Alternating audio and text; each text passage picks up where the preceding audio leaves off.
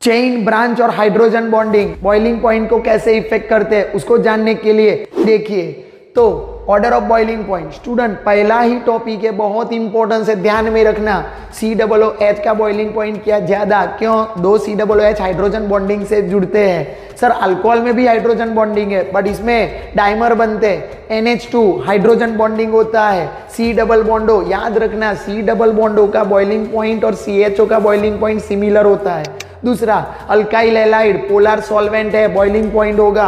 और उसके बाद ईथर और अल्केन, अल्केन के अंदर वंडर वाल्स फोर्स है, इसके लिए उसका बॉइलिंग पॉइंट सबसे कम। तो ये ऑर्डर याद रखना, MCQ में पूछा जाता है। दूसरी बात, हेलो अल्केन के बॉइलिंग पॉइंट के बारे में आप लोग जानते हो, RI का बॉन्ड कैसा है, आयोडीन का साइज कैसा है, ज्यादा बॉन्ड लेंथ ज्यादा, बॉन्ड इजीली टूट जाएगा, boiling point.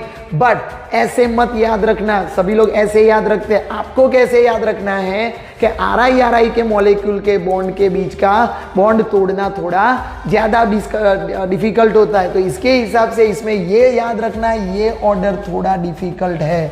Number of carbon atom सब में ये आएगा, कार्बन एटम्स बढ़ा, बॉइलिंग पॉइंट बढ़ा, मतलब क्लोरोमीथेन से क्लोरोइथेन, क्लोरोइथेन से क्लोरोप्रोपेन का बॉइलिंग पॉइंट कैसा होगा, ज्यादा।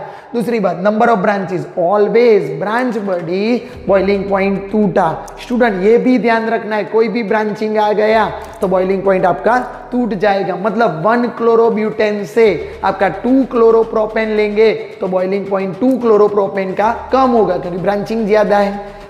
ऑल्सो अल्कोहल, अल्कोहल में क्या होगा, कार्बन चेन, बॉइलिंग पॉइंट मैंने बोला मिथेनॉल से ज्यादा, इथेनॉल, प्रोपेनॉल, ब्यूटेनॉल का होगा।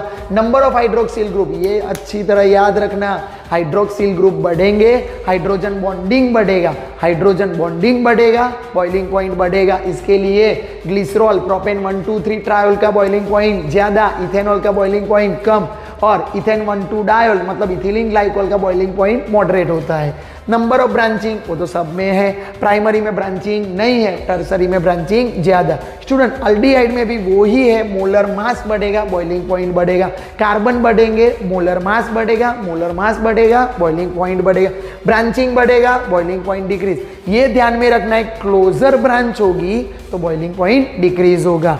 अमाइंस में ध्यान रखना, प्राइमरी में हाइड्रोजन बॉन्डिंग बनते हैं, सेकेंडरी में हाइड्रोजन बॉन्डिंग भी बनता है, बट टर्सरी में हाइड्रोजन बॉन्डिंग बनता नहीं है। तो प्राइमरी का हाइड्रोजन बॉन्डिंग ज्यादा बनने के कारण बॉइलिंग पॉइंट कैसा है, ज्यादा। दूसरा लास्ट में मोलर मास बढ़ेगा तो बॉइलिंग पॉइंट बढ़ेगा। सब फंक्शनल ग्रुप के बॉइलिंग पॉइंट की हमने डिस्कस कर ली। So thank you very much.